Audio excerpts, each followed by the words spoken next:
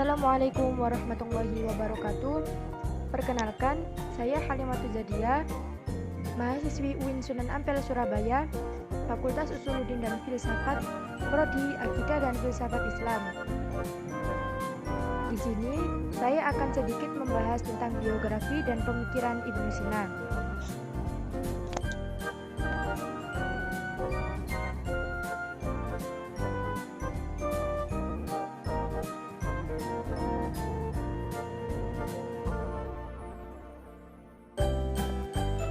Biografi Ibnu Sina.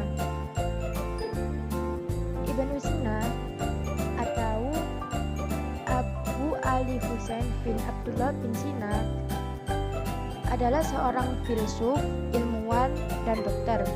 Beliau lahir pada tanggal 22 Agustus tahun 980 Masehi di Afsona, Uzbekistan. Beliau meninggal pada umur sekitar 56 atau 57 tahun di dinasti Samaniyah yang bertepatan di bulan Juni 1037 Masehi.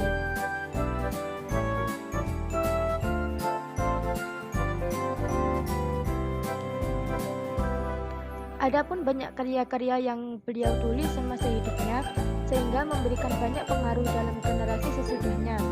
Antara lain yang pertama yaitu Asy-Syifa.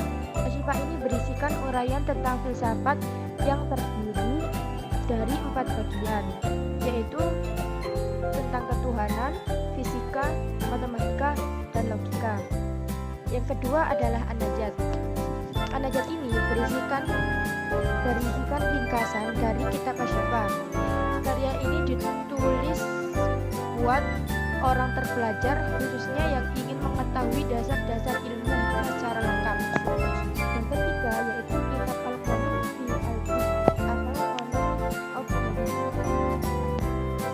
Kitab ini sangat tebal dan terdiri dari 5 bagian. Sudah diterjemahkan ke dalam bahasa Latin dan bahasa-bahasa Eropa lainnya dan menjadi literatur pokok di universitas-universitas Eropa sampai akhir abad ke-17 dan sampai kini menjadi manuskrip bidang kedokteran yang tersimpan rapi di perpustakaan Birmingham dan Inggris bersama dengan kitab-kitab lainnya terutama Asy-Syifa. Selanjutnya yaitu Al-Insyarat wa Al-Tanbihat. Kitab ini mengandung uraian tentang ilmu logika dan hikmah.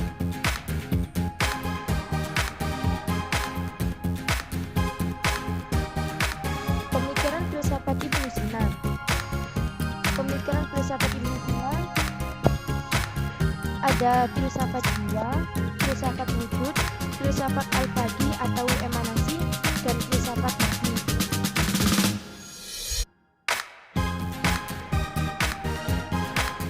Filsafat jiwa. Pada pembahasan Ibnu Sina tentang jiwa terdapat pada 2 bagian ilmu, yaitu fisika dan metafisika.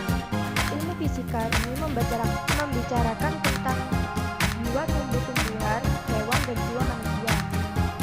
Ilmu metafisika ini membicarakan tentang wujud jiwa, hakikat jiwa, hubungan jiwa dengan jasad.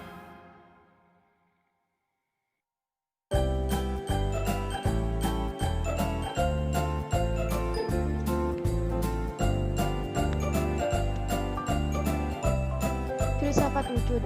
Dalam pembuktian tentang eksistensi Tuhan, Ibnu Sina menempuh jalan yang berbeda dengan jalan yang ada dalam agama dan juga dengan dalil para teolog atau ahli mutakalimin yang tertitik tolak pada konsep alam baru.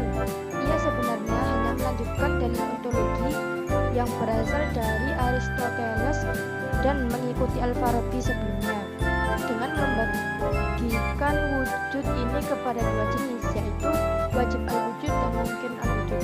Wajib al-wujud ini adalah sesuatu yang ada atau al-maujud yang jika diandaikan tidak ada, ia menjadi mustahil. Yang kedua yaitu mungkin al-wujud. Mungkin al-wujud ini sesuatu yang tidak diandaikan, tidak ada atau ada, ia tidak menjadi mustahil. Yang dimaksud mungkin al-wujud ini, ia boleh ada dan boleh tidak ada atau tidak ada dari sisi apapun.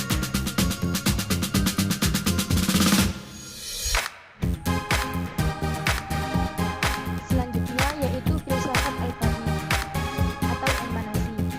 Alam ini diciptakan oleh Tuhan dalam keadaan ada, bukan adanya alam dari ketiadaan. Dengan kata lain dipahami bahwa alam ini adalah diciptakan.